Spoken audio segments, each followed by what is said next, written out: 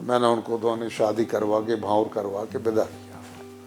तब से मेरे मन में ये जो कन्यादान योजना शुरू की है, क्या है, कोई योजना बनती है तो एक सबक से, सीख से, एक दर्द से बनती है, एक कसक जो होती है, पीड़ा जो होती है, उससे ही योजनाएं जन्म लेती हैं। तब मैंने दुनिया की जो सारी सच्चाई है, मैंने उसको अनुभव किया कि वास्तव में कोई किसी का नहीं कुछ, किसी का नहीं कुछ। कोरोना काल से ज़्यादा अनुभव मेरे ख्याल से मेरे 72 वर्ष के राजनीतिक जीवन में मैंने और कोई अनुभव नहीं देखा।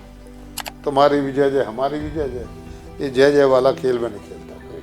हमारा परिवार एक है, बीजेपी के साथ है, और ये शेष जो दल हैं उनमें सारी बुराइयां होंगी, हमारे दल में भी हो सकती हैं, लेकिन हमारे परिवार में नहीं है। तो हो सकता है प्रारब्ध हो, पूर्व जन्म का किसी का लेना देना हो जिसको चुका रहे हैं, और या फिर लेना देना नहीं होगा तो फिर और बेहतर है, अगले जन्म के लिए पुण्य को काम आएगा हमारे। लेकिन दुनिया से जाएंगे तो लोगों का नूडल्स लेके जाएंगे, और मैं संतुष्ट हूँ अपने जीवन से। सार्थक संवाद के सभी दर्शकों को मेरा सादर नमस्कार। जब हम आए जगत में जग हंसा हम रोए, ऐसी करनी कर चलो हम हंसें जग रोए। जो भी इन पंक्तियों को आत्मसात किए हुए और जो ओढ़ते बिछाते सोते उठते बैठते इन्हीं पंक्तियों में सराबोर हो, फिर उनसे जीवन में कोई गलती नहीं होती, क्योंकि उन्हें जीवन का अंतिम लक्ष्य पता है क्या है। वो किसी आडंबर में, किसी पद में, किसी प्रतिष्ठा में बहते नहीं हैं। और यही कारण है कि 40 वर्षों के लंबे राजनीतिक जीवन में उतार चढ़ाव भरे तमाम उपलब्धियाँ, जहाँ आज एक चुनाव जीतने के बाद दूसरे चुनाव जीतने में लोगों को एंटी इनकम्बेंसी का सामना करना पड़ता है, लेकिन 40 सालों में लोकप्रियता यहाँ बढ़ती गई, क्योंकि वो उस भाव को समझे हैं जो निष्प्रय भाव है, उससे जीते हैं, उसी के कारण काम करते हैं। और कई बार तो लगता है कि जैसे राजनीतिक व्यक्ति इतने सामाजिक कैसे हो सकते हैं आज के दौर में। मैं ये बात ज़रूर आपसे कहूँगा कि बुंदेलखंड में एक कहावत है कि सब धान एक पसेरी मत तोलो, क्योंकि कई बार हम लोग जनरल भाषा में सबको एक जैसा मान लेते हैं। कई बार कहते हैं कि फला गांव ठीक नहीं है, फला परिवार ऐसा है, फला जिला प्रदेश देश ही ऐसा है, ऐसी हम धारणाएं बना लेते हैं। ऐसी ही कई बार हम धारणा बना लेते हैं नेताओं के प्रति। कई बार हम सार्वजनिक स्थानों पर होते हैं और कोई कुर्ता पजामा जैकेट पहने कोई नेता आता है तो हम कहते हैं अरे नेताजी आ रहे हैं, मतलब एक तरह से व्यंग करते। लेकिन मैं कहता हूँ कि माने हुए को जान लो और जाने हुए को मान लो, क्योंकि अन्याय होगा कभी यदि हम सबको एक जैसा तोलेंगे। हम व्यक्तिगत रूप से देखना चाहिए कि कौन व्यक्ति कितना संघर्ष कर रहा है, कितना जीवन को बचा के चल रहा है, कितना तमाम उसमें ना अहंकार आ रहा है, बल्कि एक घर का जो मुखिया होता है उसकी तरह ध्यान रखता है अपने क्षेत्र का, अपने से जुड़े लोगों का। और इसी कारण वो इतने प्रकल्प चला पाए, क्योंकि राजनेता तो क्या होता, चुनाव जीता या तो क्षेत्र का विकास या जो लोग समस्याएं हल लेके आए उनका हल करा दो, बस इतना काम करे तो उसके लिए पर्याप्त है, उसने दायित्व निभा लिया। लेकिन मुखिया कैसा होता है कि आपके घर में क्या ज़रूरत है, आपकी बेटी का ब्याह होना है, आपके यहाँ कोई बीमार है उसका इलाज करवाना है, आपके बच्चों को पढ़ाना है, क्या करना है आपको, क्या ज़रूरत पड़ सकती है, इन चीज़ों को सोच के इतने प्रकल्प तैयार किए हैं। तो आज हम ऐसे ही जनप्रतिनिधि से मिलवाएंगे। और मैं सार्थक संवाद की ओर से सभी दर्शकों से विनम्र निवेदन कर रहा हूं कि आप लोग इस संवाद को ज़रूर सुनें और मुझे बताएं, कि कमेंट में लिखकर बताएं कि देश में कोई ऐसा और जनप्रतिनिधि है जो इतने प्रकल्प चलाता हो। आप पूरा इंटरव्यू सुनेंगे तो समझ में भी आएगा, और जिससे हम अगला इंटरव्यू उसी के साथ करेंगे, क्योंकि हमारी जो सार्थक संवाद की रिसर्च टीम है उसने जब सब जगह खंगाला देखा तो कोई ऐसा जनप्रतिनिधि मिला नहीं जो इतने प्रकल्प चलाता हो, इतनी उपलब्धियों के बाद इतना स्वभाव में जीता हो, इतनी सहजता, सरलता और इतनी मारक क्षमता भी। ऐसा नहीं, जब जब पार्टी को विपरीत परिस्थितियाँ होती हैं, कई उपचुनाव आ जाते हैं तो फिर उनको भेजा जाता है कि आप ही इसको जिता के लाइए। तो ऐसी बहुत सारी विशेषताएं, बहुत गजब की ये चर्चा, आप जरूर सुनिए। आज हम आपको सीधे अब मिलवाते हैं पंडित गोपाल भार्गव जी से।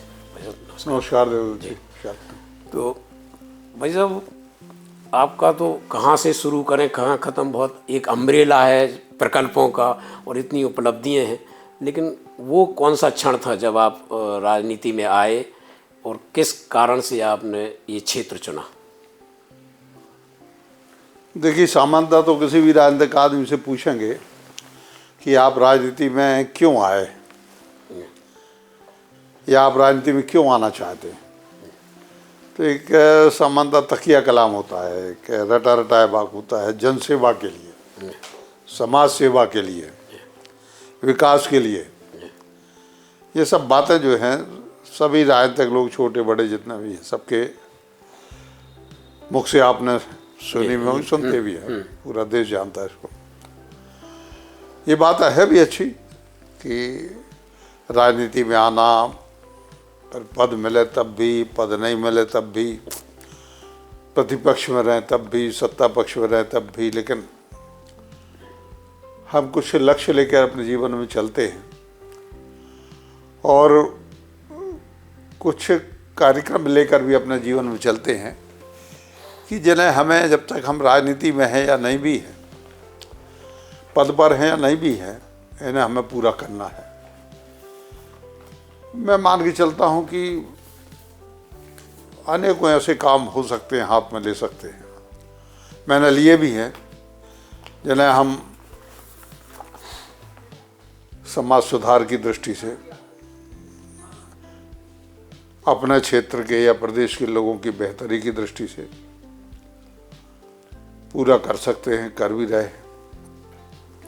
और मैं मान के चलता हूं कि यदि जो हम कहते हैं समाज सेवा के लिए आए हैं, विकास के लिए आए हैं, प्रत्येक आदमी यह अपने मन में विचार कर ले कि वास्तव में जो दायित्व हमें मिला है,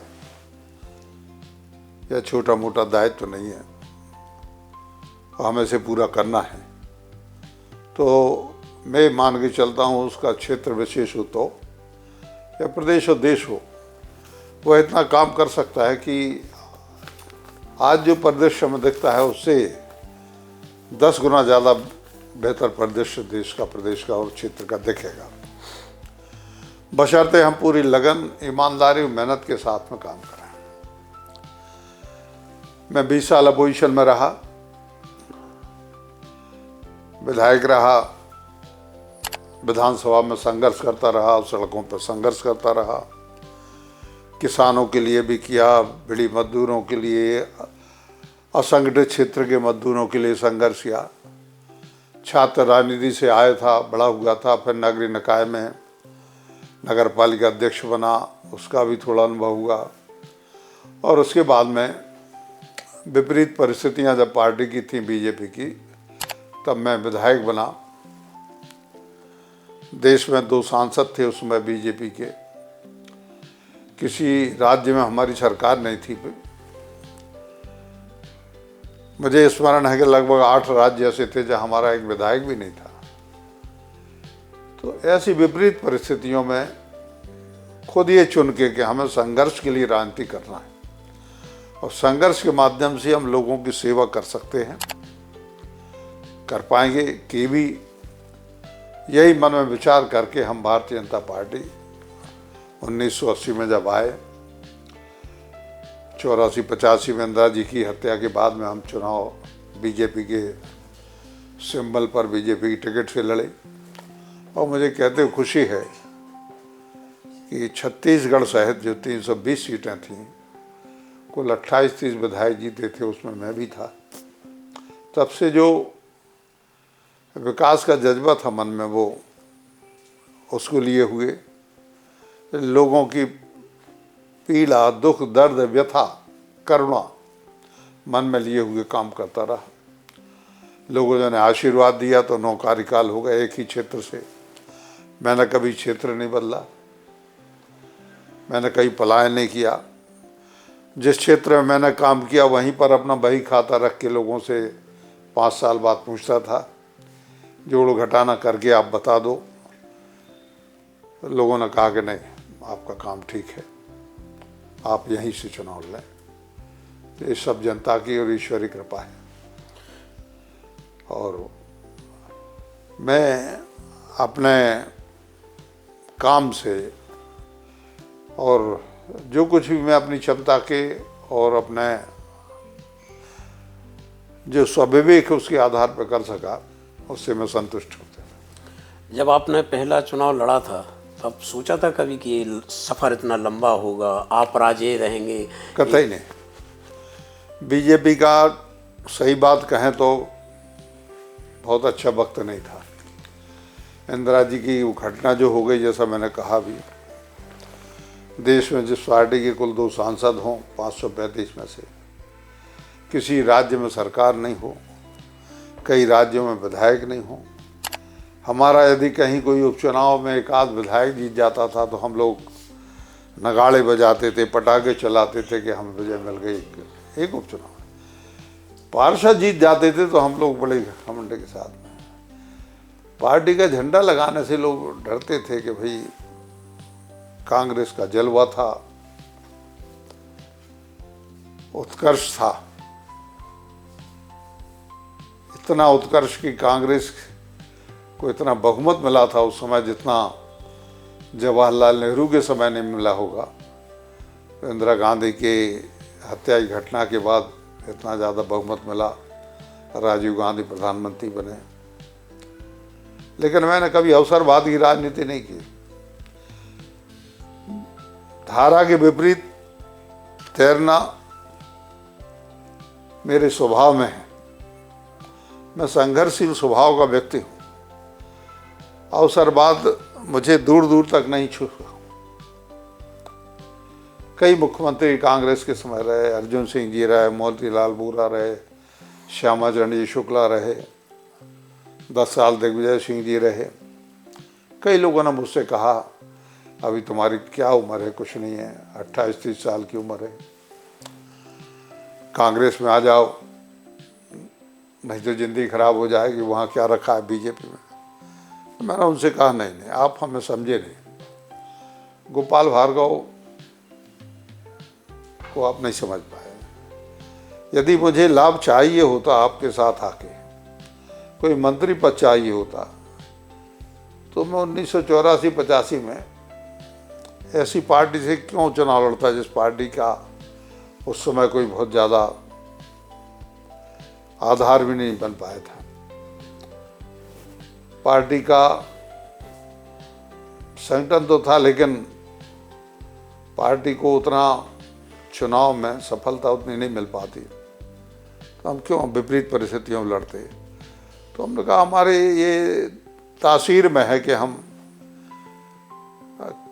स्वभाव ही होता है कुछ लोगों का, विपरीत परिस्थितियों में लड़ना, संघर्ष करना मेरे डीएनए में है, स्वभाव में, और मैं इसको नकारता नहीं। जहाँ कभी कहीं भी आवश्यकता होती है, मैं अपने लोगों से भी, कोई जनहित का विषय होता है तो उनसे भी मैं बात प्रतिबाद करने में मैं ये मान के चलता हूँ कि मैं अपने साथ और लोकतंत्र में लोगों के साथ न्याय कर रहा हूँ। प्रायः राजनीतिक दल या उम्मीदवार जो भी चुनाव लड़ते हैं, हर चुनाव में अपना नारा बदल देते हैं, लेकिन पिछले 40 सालों में रहली विधानसभा में एक ही नारा गूंजता है, जिसका कोई ना पूछे हाल उसका साथी है गोपाल। तो इस नारे की विश्वसनीयता बनाए रहे, इसके लिए कितना प्रयास? ये क्षेत्र के लोगों द्वारा गढ़ा गया था, और ये नारा ही नहीं है, ये सच्चाई है। और इस प्रकार के जो नारे होते हैं वो आपके लिए हमेशा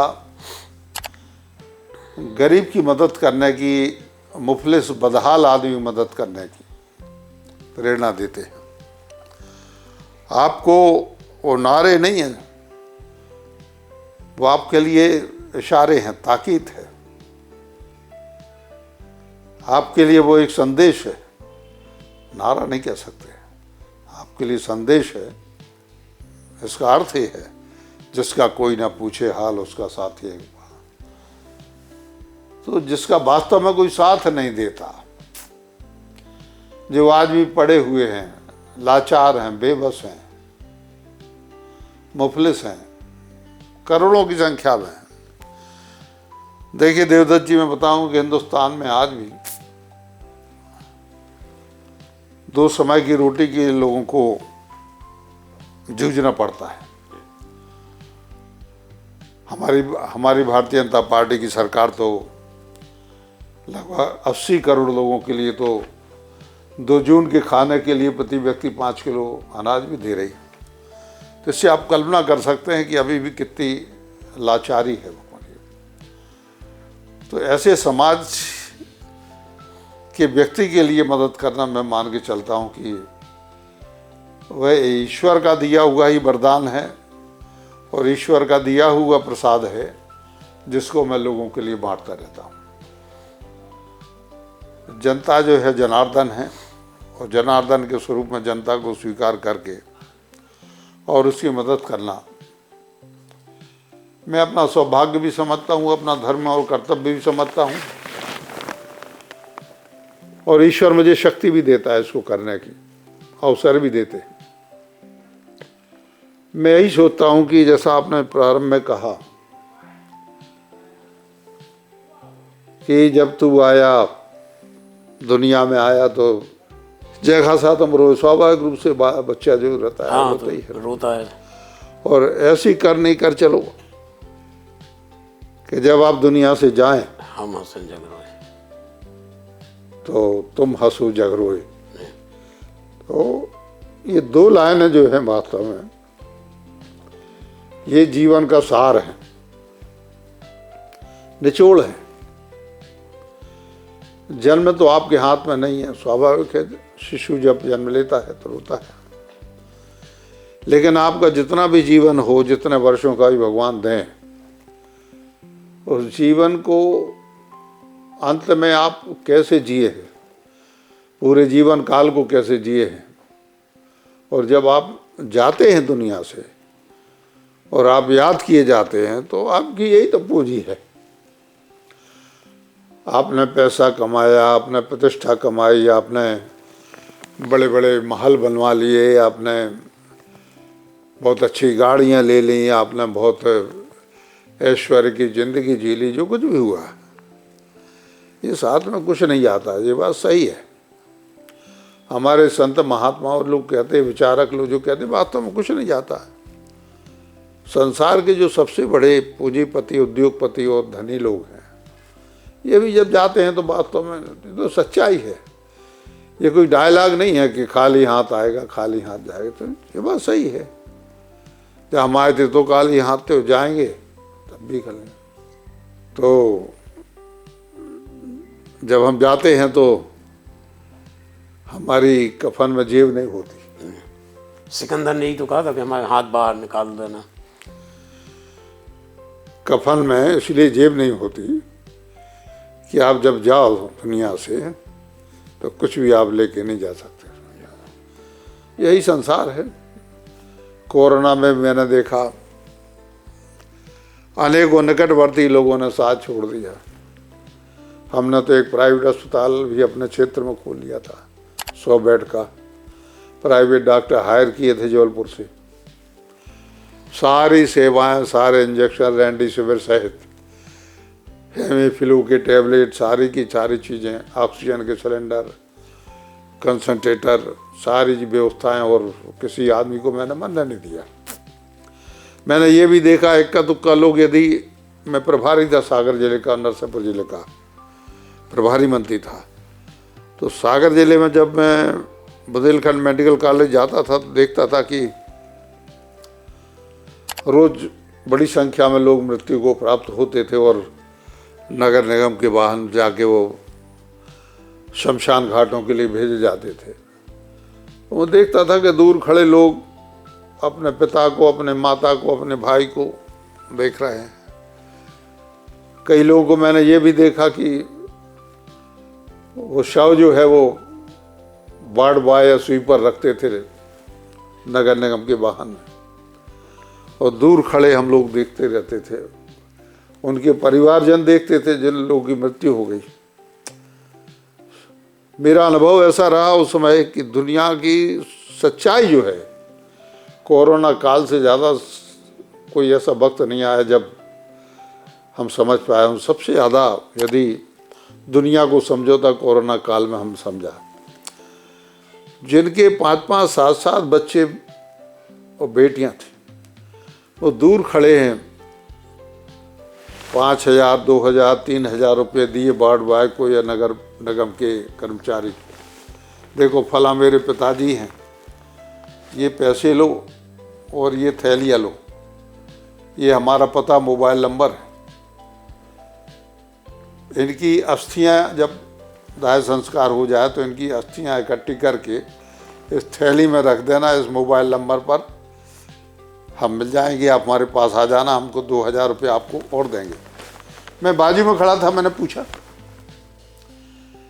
आप लोग, आपके पिता हैं, आप चले जाओ, किट पहन के चले जाओ, क्या दिक्कत है? कुछ नहीं है। पत्नी हाथ पकड़ के रोकते, अरे वहाँ मत जाना, उनको तो जाना ही था, वो चले गए, मेरा क्या होगा? कुछ नहीं। मैंने पूछा आप कितने भाई हो? बोला हम 7 भाई हैं, 2 बहनें भी हैं, सारे लोग शादीशुदा हैं, सारी बातें हैं। तो मैंने कहा आप लोग जाओ, ऐसे ही कोई एकदम आप किट पहन के चले जाओ। लेकिन वो नहीं गए। तब मैंने दुनिया की जो सारी सच्चाई है, मैंने उसको अनुभव किया कि बातों में कोई किसी का नहीं, कुछ नहीं, किसी का नहीं कुछ।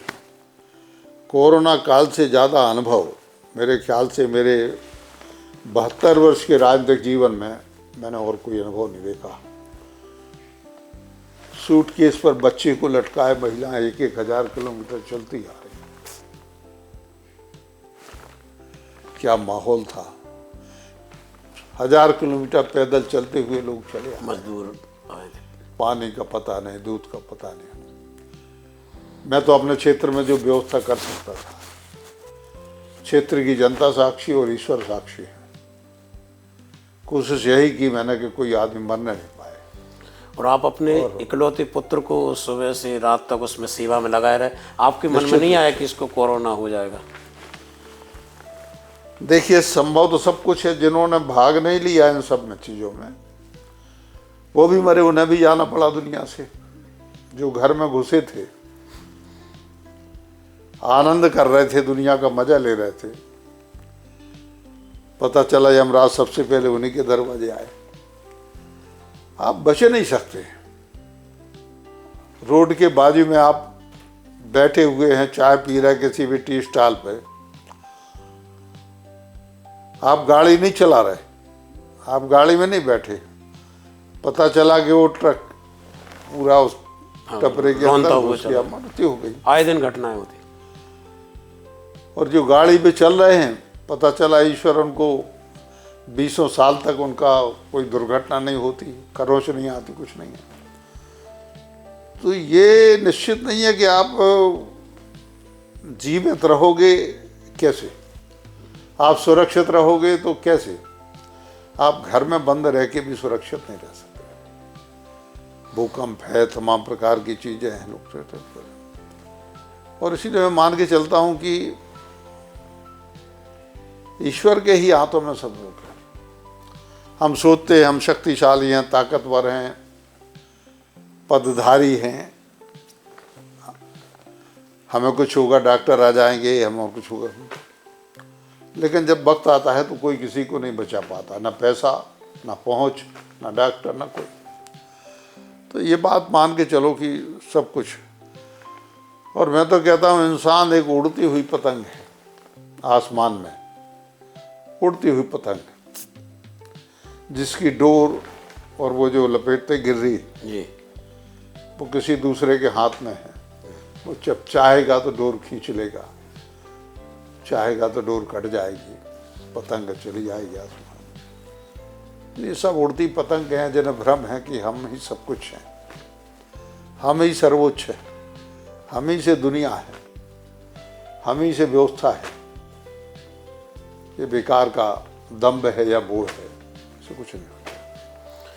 प्राय राजनीतिक व्यक्ति मैंने देखा कि अस्पताल में मरीज को केला देंगे, 2 और फोटो खिंचवाएंगे, एक बहुत छोटे छोटे से काम करके सोचते कि हमने बहुत समाज सेवा कर ली। लेकिन आपके सेवा के जो प्रकल्प हम लोगों ने तलाशे, कन्या विवाह है, बालकों को पढ़ाना, मरीजों का इलाज सागर, भोपाल या दिल्ली, बम्बई जहाँ भी कराते, आप जहाँ का इलाज हो वहाँ कराते।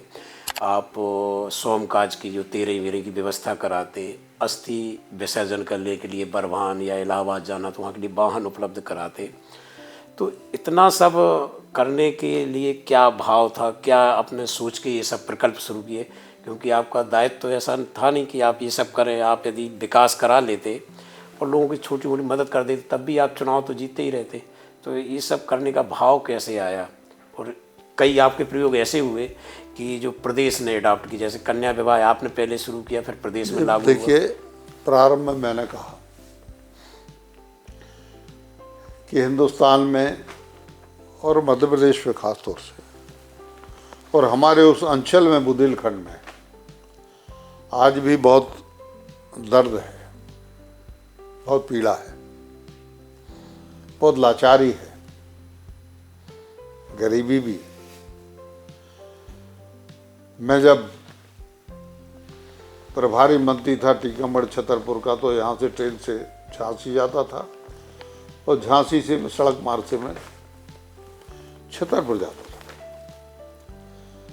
तो झांसी के रेलवे स्टेशन पर मैंने देखा कि रात को हजारों की संख्या में मजदूर अपने महिलाएं पुरुष अपने बच्चों को लिए हुए टांगे हुए, कोई दिल्ली तरफ की गाड़ी में बैठ रहे हैं, प्लेटफार्म भरा हुआ है, कोई दूसरी दिशा की गाड़ी में बैठ रहे हैं। मुझसे पूछता था कि आप लोग इतनी संख्या में रात को कहाँ जा रहे हैं?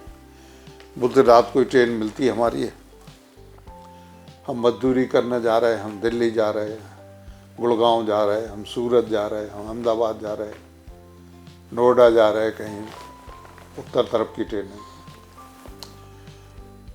ऐसे व्यक्ति के लिए महंगा इलाज करना, हमारी सरकार की अच्छी योजनाएं भी चल रही हैं, आयुष्मान योजना है, दूसरी योजनाएं, लेकिन जब वो बीमार होता है उसमें योजना नहीं चलती थी।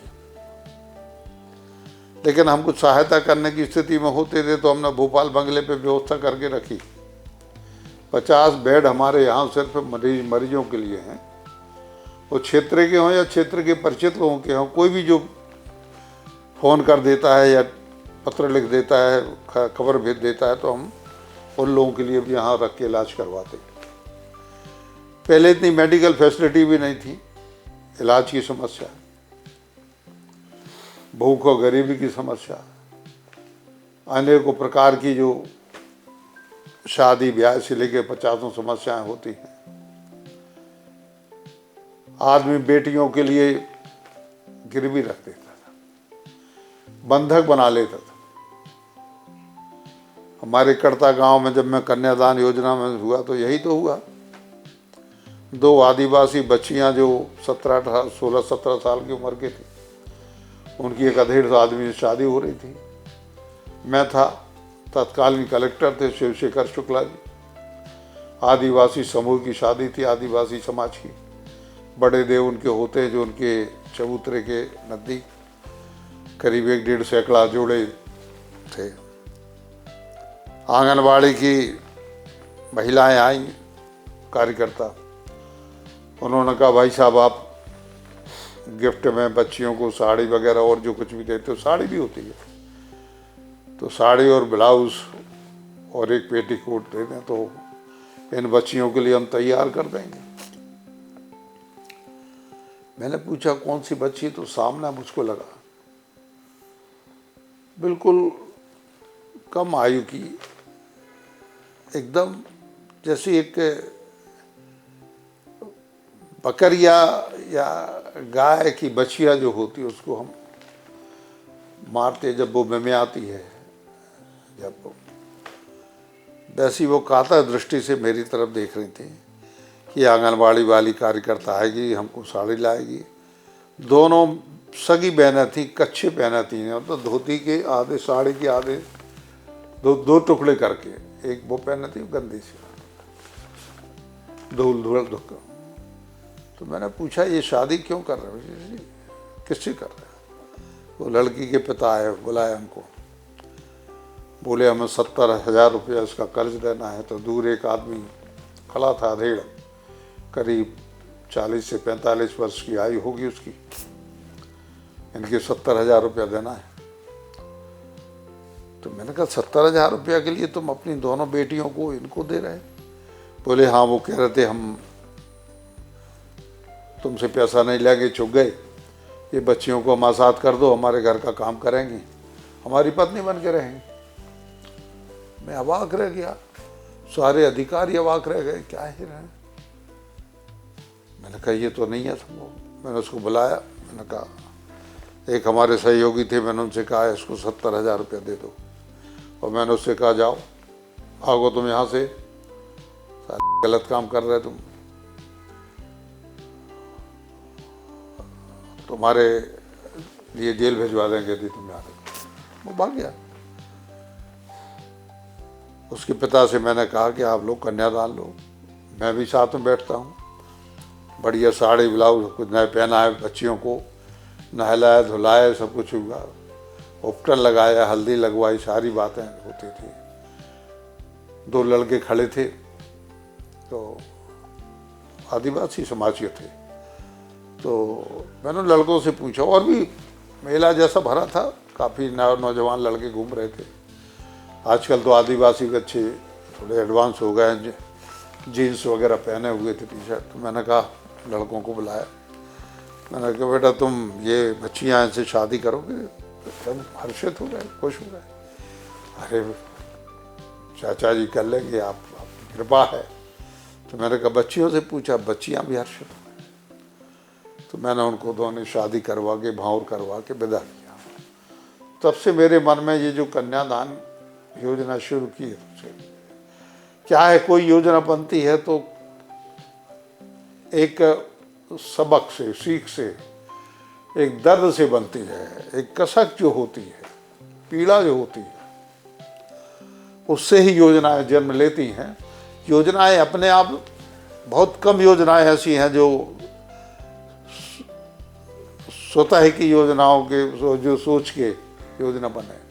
सामान्यतः किसी घटना विशेष से, प्रसंग विशेष से योजनाएं भी बनती हैं, और प्रसंग विशेष से कानून भी बनते हैं, अधिनियम भी बनते हैं घटनाओं विशेष से। शायद ही कोई कानून, अधिनियम या योजना ऐसे ही हवा में बन गई हो नहीं। वो तो आवश्यकता आविष्कार की जननी है। लंबे समय तक जब कोई विषय चलता रहता है, और लोग जो जमीन पर रहते हैं जी, लोगों के बीच में रहते हैं, वो दर्द महसूस करने का भाव भी तो होना चाहिए। अब जो भाव नहीं है यदि किसी के अंदर, पत्थर है, पत्थर। और मैं मान के चलता हूँ कि उसको राजनीति में आने का भी कोई अधिकार नहीं है यदि ये भाव नहीं है। तो कुछ लोग एक्सीडेंटल आ जाते हैं तो एक आध बार में निपट भी जाते हैं, चले जाते हैं। मन के अंदर यदि आपके किसी अन्याय के प्रति दर्द नहीं है, किसी अभाव के प्रति आपके मन में ठेस और पीड़ा नहीं है कि इसके अभाव के लिए हम प्रभाव में बदल जाए, तो फिर आप एक पत्थर की तरह अपना जीवन जी रहे हैं।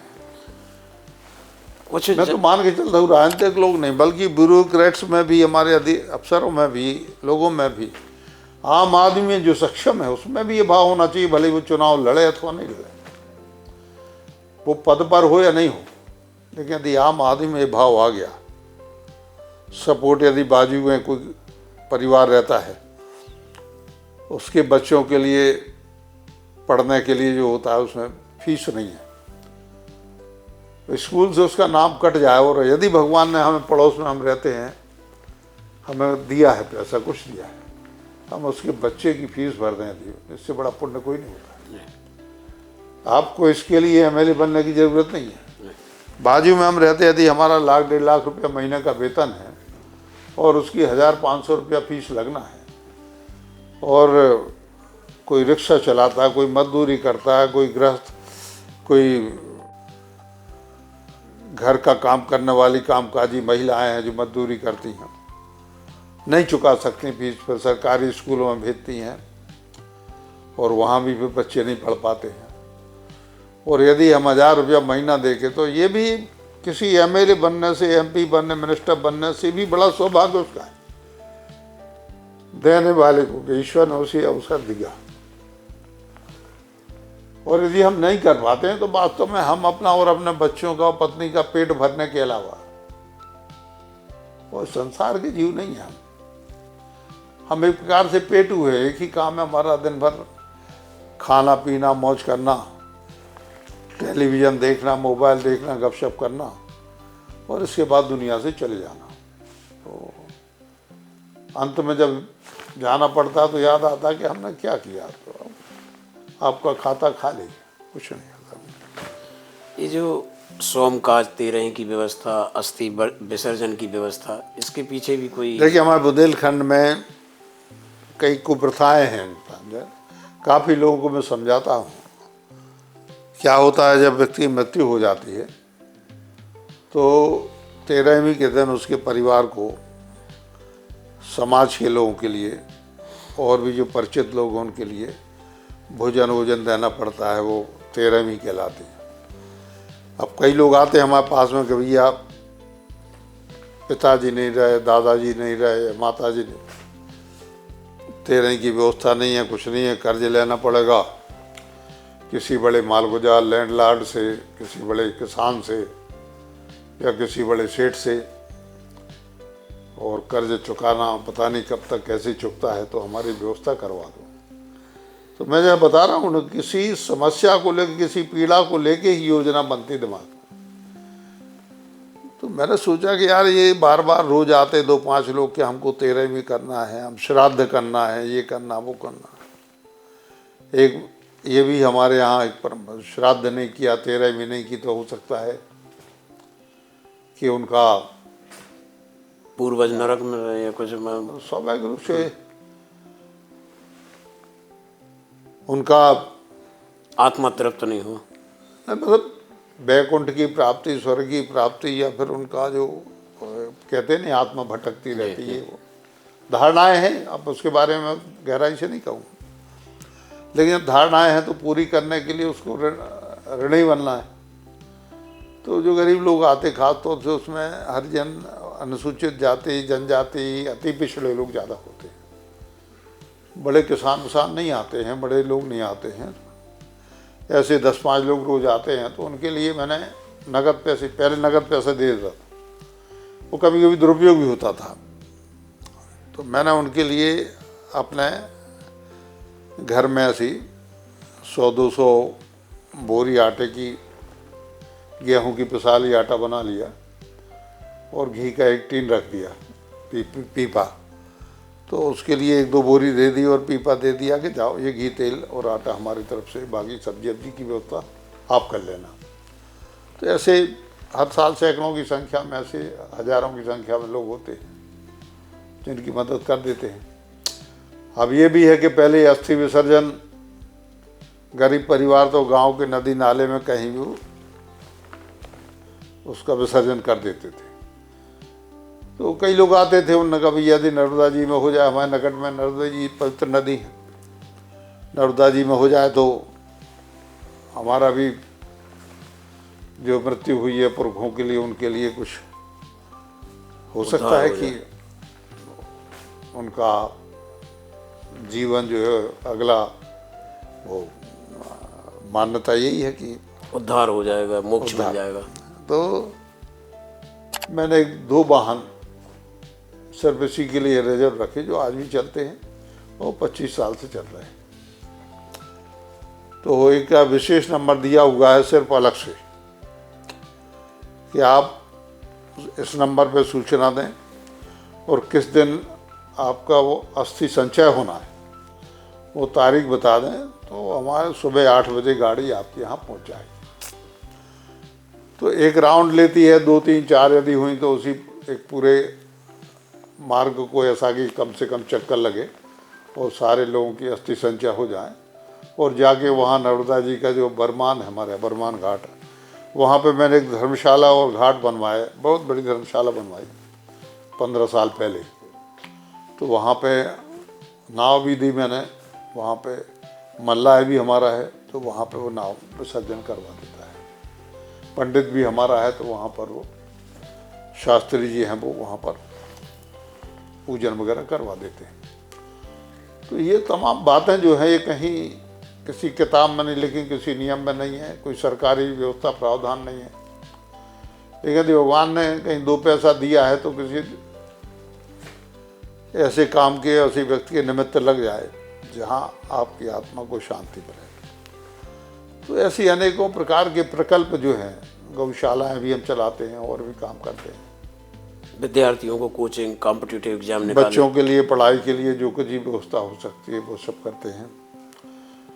और जब भी बच्चे आते हैं तो अभी हमारे विधायक में कुछ विधायक पत्र रहते हुए कुछ शिक्षा अनुदान की राशि रहती है, तो उनके अकाउंट में RTGS करके सीधा ट्रांसफ़र करवा देते हैं। अकाउंट नंबर ले लिया उनका और RTGS करवा दिया, कलेक्ट्रेट में बाबू बैठा रहता है, वो सीधा अकाउंट में भेज देता है। तो पूरी पारदर्शिता के साथ में ये काम इस जीवन में करते रहे।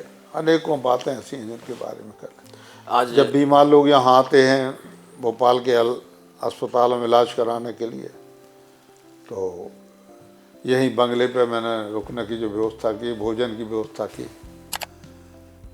और अभी मैं नवीनीकरण करवा रहा हूँ उसका पूरा, जिसमें लोगों को ये नहीं लगे कि ऐसे ही हमें गंदी सी जगह हमको शानदार बढ़िया जैसा हॉस्पिटल के वार्ड होते हैं वैसे वार्ड बना के, अच्छा शानदार किचन बना के, स्वादिष्ट भोजन बना के, यहाँ पर हमने 3 महिलाएं रोटी बनाने के लिए भी उनको रखी हैं, 1 पुरुष भी है। तो ये सारे उनको बना के देते हैं कुल मिला के। तो हो सकता है प्रारब्ध हो, पूर्व जन्म का किसी का लेना देना हो जिसको चुका रहे हैं, और या फिर लेना देना नहीं होगा तो फिर और बेहतर है अगले जन्म के लिए पुण्य को काम आएगा हमारे।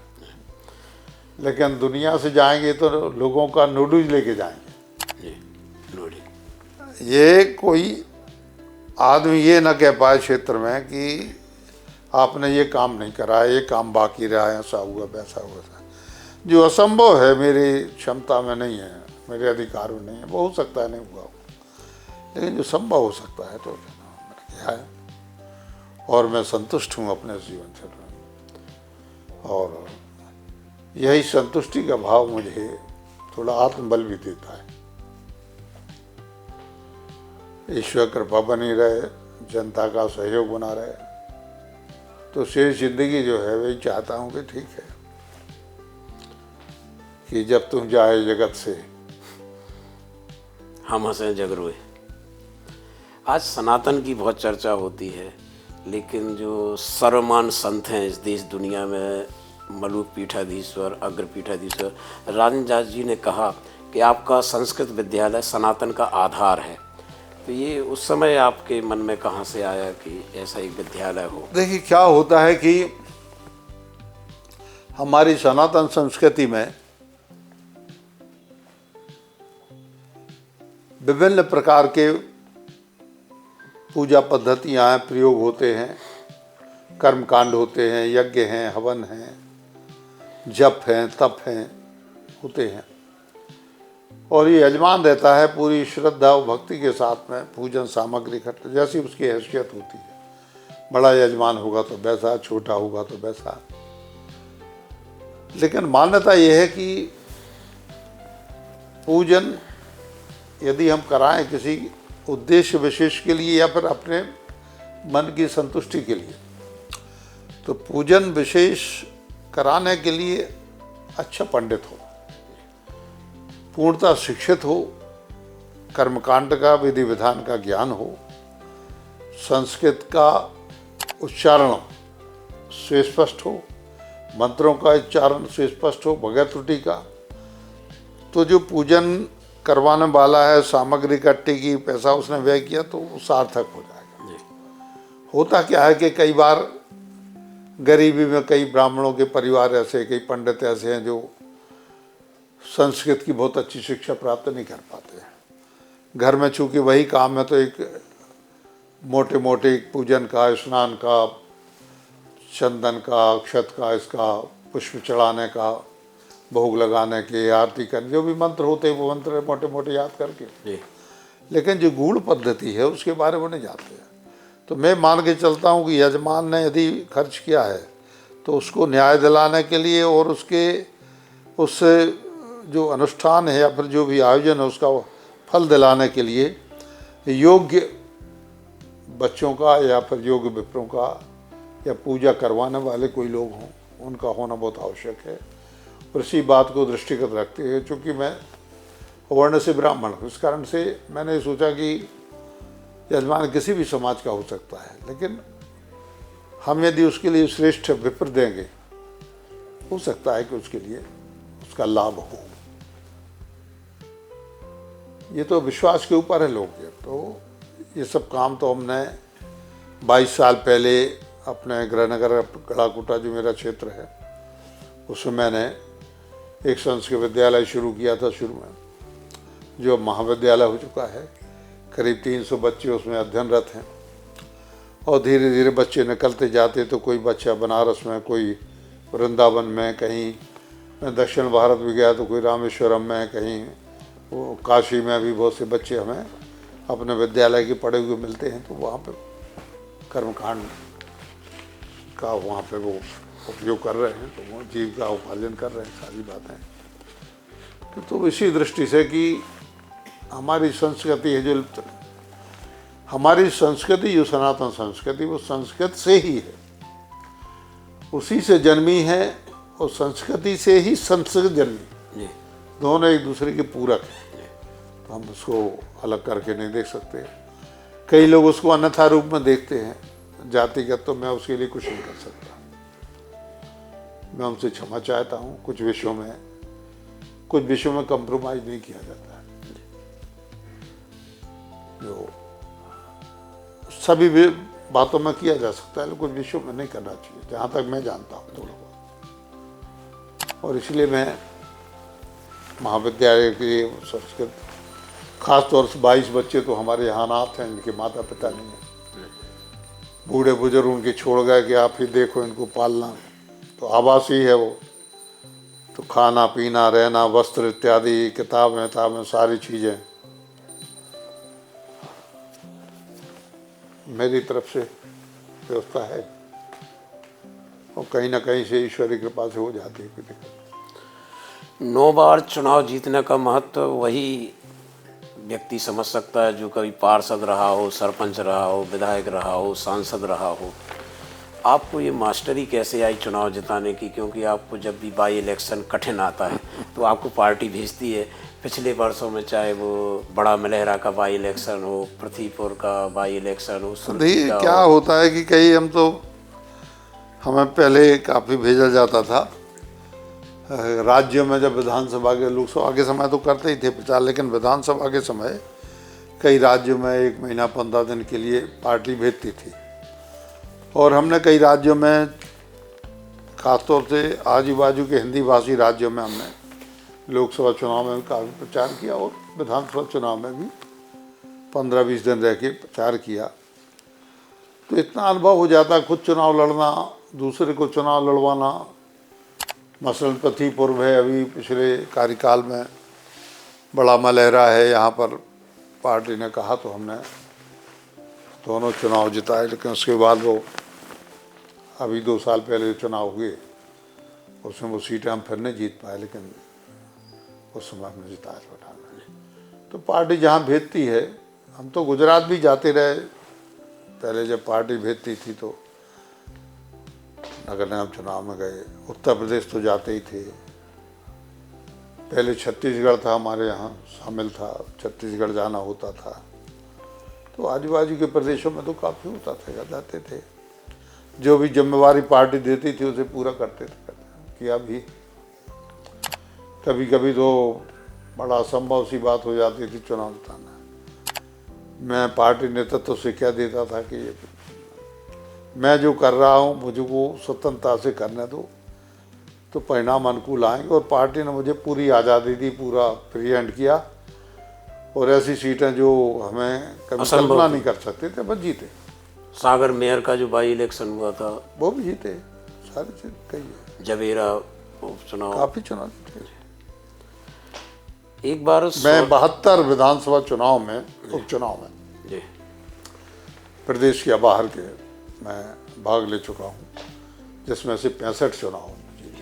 वो तो होता ही, जैसे कठिन परिस्थिति में बल्लेबाज को लगाया जाता है, बॉलर को ऐसा आपको भेजा जाता है। ठीक है, एक बार झाबुआ के भी और के चुनाव हो चुका है। हाँ, वो तो उस समय था विपरीत परिस्थिति।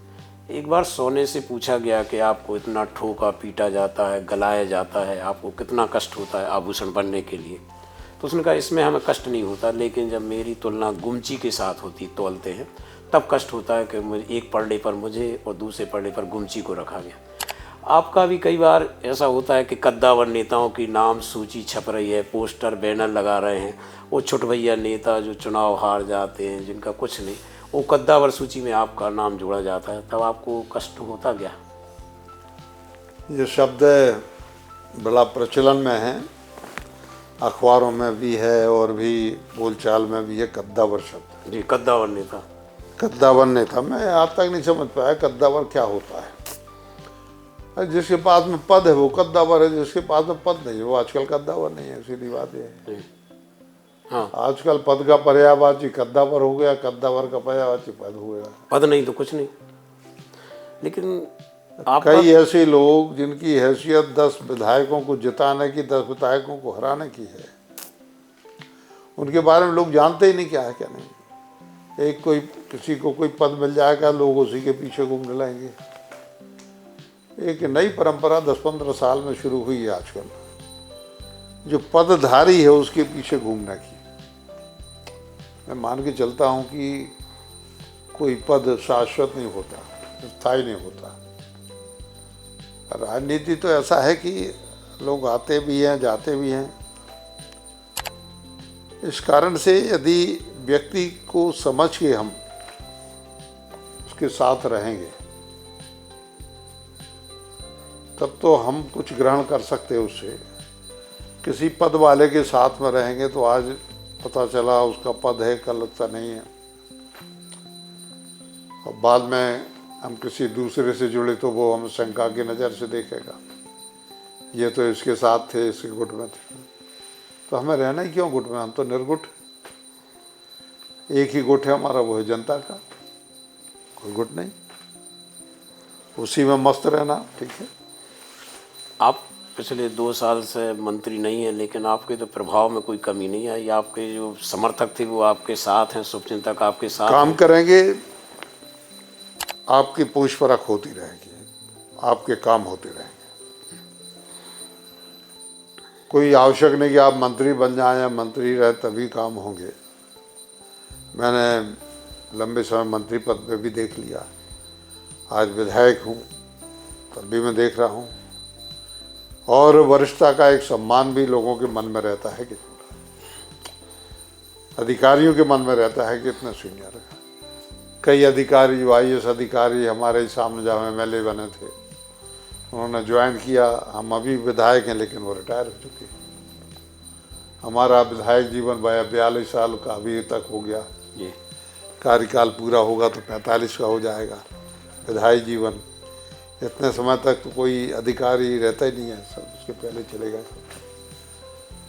तो लोगों के मन में रहता है कि वरिष्ठता के लिए लोगों के मन में सम्मान रहता है, तो ठीक है। कई बार होता है कि लोग अपने विकास को दिखाते हैं, लेकिन एक बार 3-4 IAS जबलपुर गए और जब लौट के आए तो उन्होंने कहा मैं यहाँ से जब जबलपुर गया और लौट कर आया तो मुझे स्पष्ट नज़र आया गढ़ाकोटा का विकास, और पूरे बहुत सारे कस्बे मिले, शहर मिले, लेकिन बोले अलग दिखा वो। तो अब भी कोई रेहली क्षेत्र में गढ़ाकोटा विकास के कार्य बाकी देखिए, है? मैं जब पोजीशन में रहा तब तो मैं कह सकता हूँ कि बहुत ज़्यादा काम नहीं करवा पाया। लोगों के साथ उस समय संपर्क मेरा बहुत घनिष्ठ हो गया था, लेकिन डेवलपमेंट के काम भी बहुत ज़्यादा मैं नहीं कर पाया। उस समय 25,000 करोड़ का कुल बजट था, आज हमारा 4.5 लाख करोड़ का बजट है।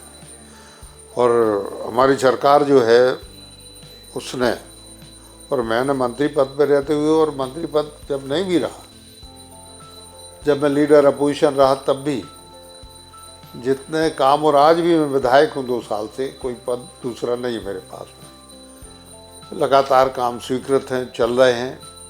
और मैं मान के चलता हूँ कि भारतीय जनता पार्टी की सरकार आने के बाद से वैसे तो पूरे प्रदेश और देश में एकदम पूरा चेहरा ही बदल गया है। जो स्मार्ट सिटी की कल्पना थी वो तो बदली है, उनका काफ़ी परिदृश्य बदल गया है। लेकिन जो नई भी थी स्मार्ट सिटी, उसमें हमारा गड़ाकोटा भी, हमारे क्षेत्र का रैली नगर भी है।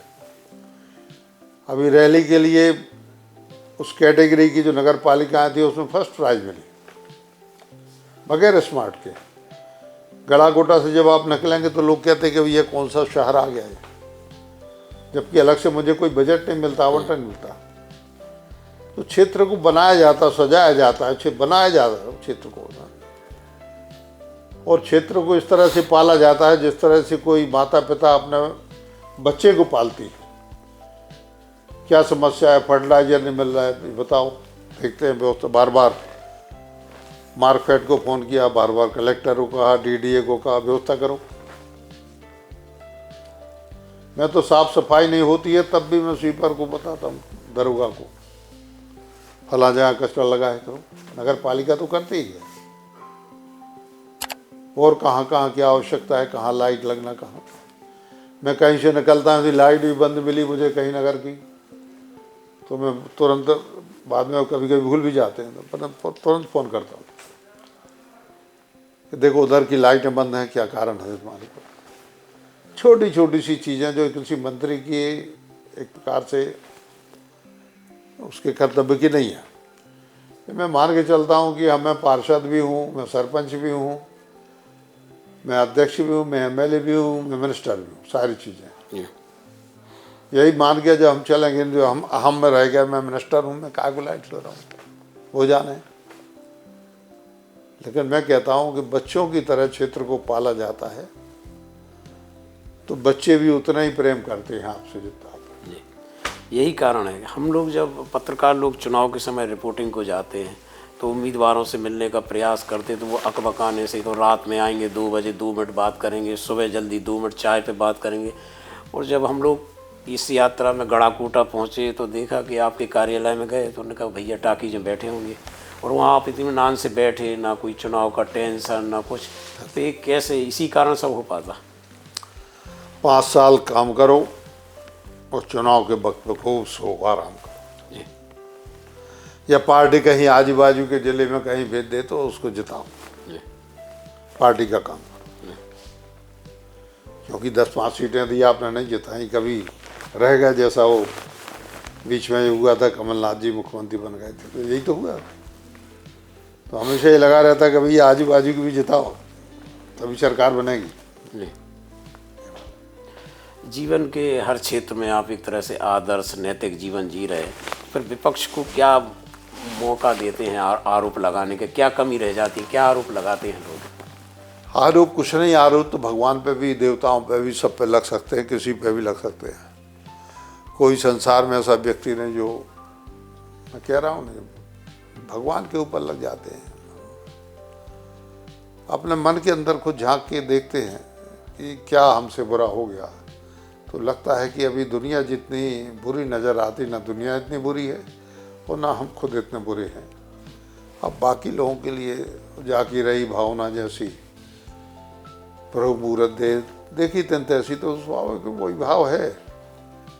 अब जिनके मन में इच्छाएं हैं कि हमें भी विधायक बनना, हमें भी पद चाहिए, हमें भी, तो वो कैसे आपके लिए पसंद करेंगे? स्वाभाविक, तो एक मानवीय स्वभाव है, तो इसके लिए अपन क्या कर सकते हैं? वो कोशिश करेंगे कि आपके बारे में कुछ बुरा बताएं, कुछ आलोचना करें, कुछ चाहे वो आधारहीन क्यों ना हो, तो ये सब होता है। राजनीति में कई बार कठोर निर्णय लेना पड़ते हैं, ऐसा कोई निर्णय जिसका आपको खेद हो इस लंबी यात्रा में?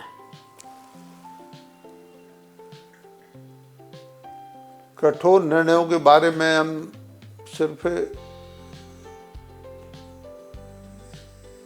इतना ही कह सकते हैं कि कुछ बातें जो समाज को नुकसान पहुंचाती हैं, इसमें कई लोग कहते हैं इसमें हमारी मदद कर दो। मैं कभी उनकी मदद नहीं करता, चाहे मुझे कितना ही वोटों का नुकसान क्यों हो जाए, लोग बुरा मान जाएं, उसमें कभी कभी हमारे अपने लोग भी होते हैं, लेकिन मैंने कभी अपने जो हमारे स्थायी सिद्धांत उनसे समझौता नहीं किया था।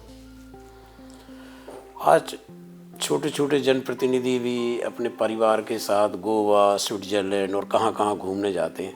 आपकी कभी कोई फोटो वीडियो परिवार के साथ घूमने फिरने का नहीं आया इतने लंबे जीवन में? देखिए, घूमना फिरना मैं इतना दर्द है अभी अपना ऐसी हमारे बुंदेलखंड में, इतना क्षेत्र में, इतना सब में, यदि हम महसूस करें कि हमें मन से ही नहीं होती, जाए एक आध दिन को जाते फिर ऐसा लगता है चलो लौट चलो यार, क्या रखा, वही नदी, वही झरने, वही पहाड़, वही सब कुछ, वही बाजार, वही दुकान, वही मेट्रो, वही सब, तो लौट के आता है लौट चलो यार, क्या रखा, कुछ सब फालतू बेकार है।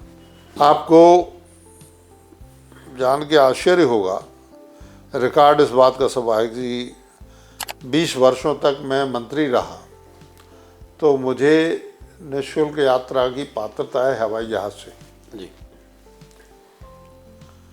निःशुल्क यात्रा की पात्रता है। तो मध्य प्रदेश में मैंने सबसे कम हवाई यात्राएं शायद 4-5 बार 20 साल में कुल की हैं, जो रिकॉर्ड है इस बात का। अभी 2 साल से मुझे वो रेलवे का वो AC फर्स्ट का पात्रता है, तो मैंने इन 2 सालों में एक भी यात्रा मैंने अभी रेलवे से AC फर्स्ट से कहीं भी जाने आने के लिए नहीं की। इच्छा ही नहीं होती कहीं, आप हमको सब कुछ मुफ्त में दे दो तब भी इच्छा नहीं होती। एक जो प्रश्न आपके सामने प्रायः पूछा जाता है, हमारी भी जिज्ञासा है, हर पिता चाहता है कि यदि योग्य बेटा है तो वो एस्टेब्लिश हो।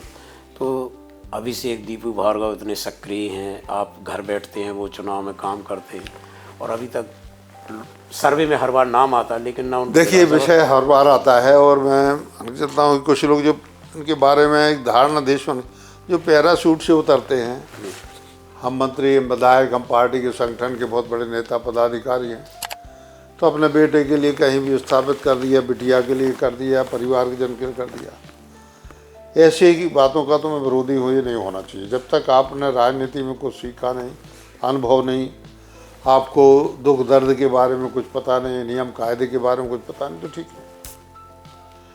लेकिन जैसे हमारे उसके पुत्र के अभिषेक भार्गव के बारे में, दीपू के बारे में, तो जब मैं 2003 में मंत्री बना तो यहाँ पे बहुत ज़्यादा छोटा मंत्रिमंडल था, बहुत ज़्यादा काम था।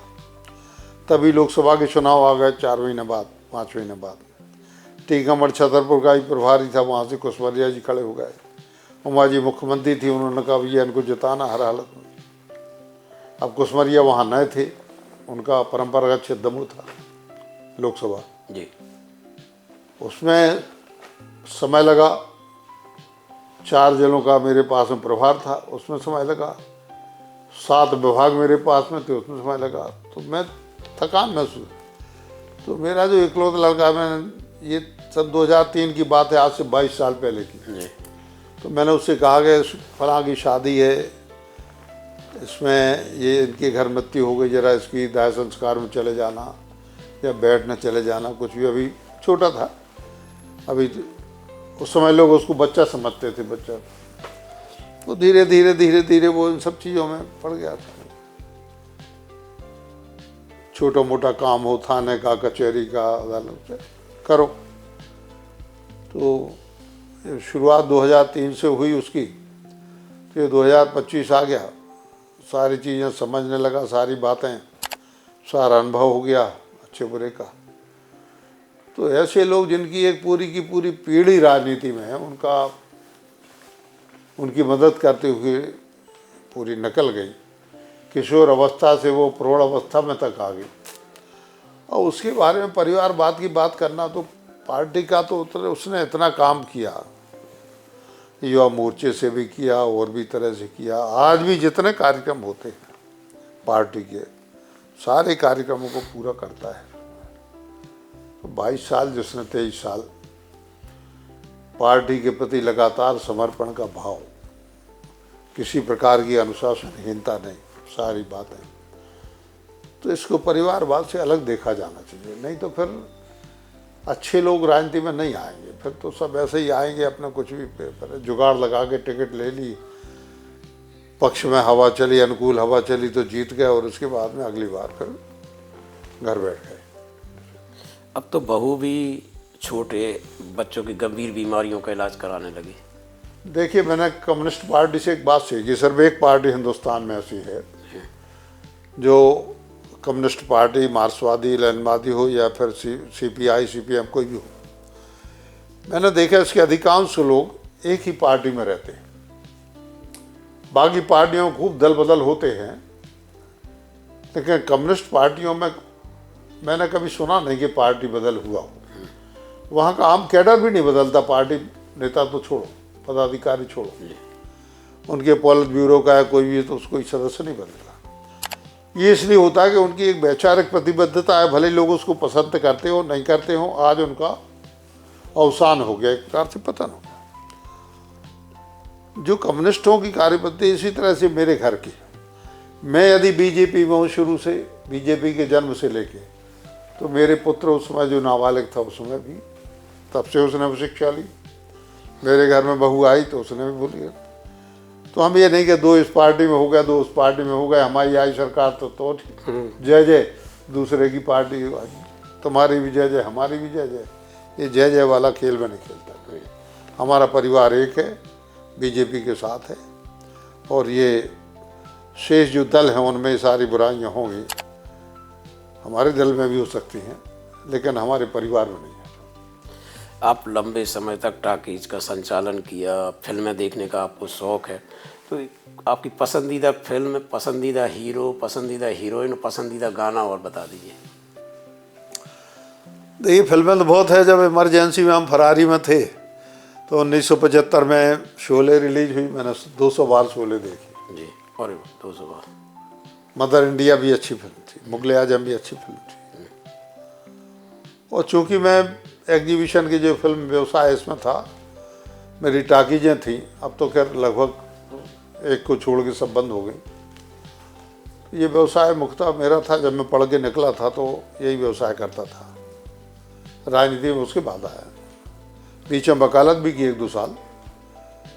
तो किसी पिक्चर एक दूसरे से तुलना नहीं कर सकते, लेकिन ये कालजयी फिल्में हैं कुल मिला के, अच्छी फिल्में हैं।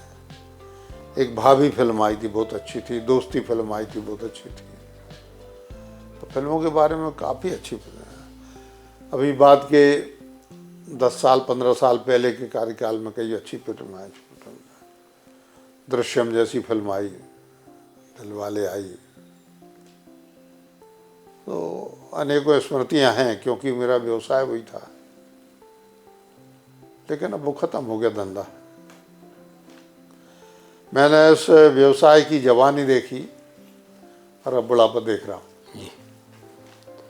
हीरो हीरोइन, गाना। हीरो हीरोइन कौन सी पसंद है और गाना? हीरोइन अलग अलग समय में, माधुरी दीक्षित भी पहले से बहुत शुरू गए, मधुबाला वगैरह मुगल आजम में जब थी, ये सब हीरोइनें जो हैं समय समय पे पसंद की दृष्टि से किसी एक दूसरे की तुलना, किसी में कुछ अदाकारी की श्रेष्ठता थी, किसी में चेहरे मोहरे की थी, किसी में कई बातों की श्रेष्ठता थी। तो कई बहुत अच्छी कलाकार भी थी। तो ऐसे ही हीरो के बारे में तो राजेश खन्ना का ज़माना था, कभी जितेंद्र का था, वहाँ से शुरू हुआ। अमिताभ बच्चन से लेके फिर ये सलमान खान, आमिर खान, ये जोड़ियाँ आई, और इसके बाद में भी कौन कौन चल रहे हैं। तो अब तो फिल्मों का शौक़ भी लगभग ख़त्म हो चुका, और कोई बहुत अच्छी पिक्चरें अब हिट पिक्चर आ नहीं रही। कोई गाना गुनगुना सकते? हाँ, गाना आप गुनगुनाते हैं पहले, बहुत अच्छे। आदमी मुसाफिर है, आता है जाता है, आते जाते रास्ते में यादें छोड़ जाता है। सर, एक फिल्म आई थी अपनापन, जितेंद्र सुलक्षणा पंडित की फिल्म थी, अच्छी, हमने काफ़ी चलाई। जी ओम प्रकाश की फिल्म थी। जी ओम प्रकाश की फिल्म वहाँ टाकीज में काफ़ी चलती थी, पूरे प्रदेश देश में चलती थी, सिल्वर जुबली होती थी। अच्छे निर्माता थे। मनमोहन देसाई है, प्रकाश मेहरा है, अच्छे निर्माता थे। इसकी बड़ी हिट और मल्टी स्टार पिक्चरें थी। अब वक्त निकल गया, सब इतिहास में रह गया सब चीज़। ये थे गोपाल भार्गव जी, जो 40 सालों से भी ज़्यादा राजनीति में सक्रिय हैं, बरसों विपक्ष के विधायक, फिर लगभग 2 दशक तक सरकार में मंत्री, और जब 1.5 वर्ष के लिए कांग्रेस गवर्नमेंट आई तब लीडर ऑफ अपोजिशन, नेता प्रतिपक्ष रहे। अभी 9 बार लगातार चुनाव जीते हैं, पिछले 4 चुनाव घर बैठ कर जीत रहे हैं। कहने का मतलब ये कि आपने सुना होगा कितने लोग काम करते हैं, लेकिन इतने प्रकल्प कौन चलाता है और इतनी भाव से कौन, शिद्दत के साथ कौन करता है, ये आपने समझा होगा। इसके बावजूद भी हम जब कई बार तुलना करते हैं, कई बार हम बिना सोचे किसी के बारे में कुछ कहते हैं। मैं बस यही कहना चाहता हूँ कि जीते जी आदमी की कद्र करना हम सीखें, हम उस नेतृत्व को पहचानें जो हमें वास्तव में एक मुखिया मुख्य चाहिए की तर्ज पर हमें संरक्षण देता है, समाज को एक दिशा देने का काम करता है। आज कई जनप्रतिनिधि इलाज कराने लगे, लोगों की 13वीं की व्यवस्था कराने लगे, कन्यादान पूरे प्रदेश में लागू है। जो आपने इकलौते बेटे और बेटी की शादी कन्या विवाह में की, अभी मुख्यमंत्री ने भी वो शादी समारोह में किया। तो ऐसा नेतृत्व वही होता है जो पथ प्रदर्शन करे, क्योंकि कोई नहीं रहा इस दुनिया में, आया है सो जाएगा, राजा रंक फकीर, कोई विमानन चढ़ चला और कोई बांधा गया जंजीर।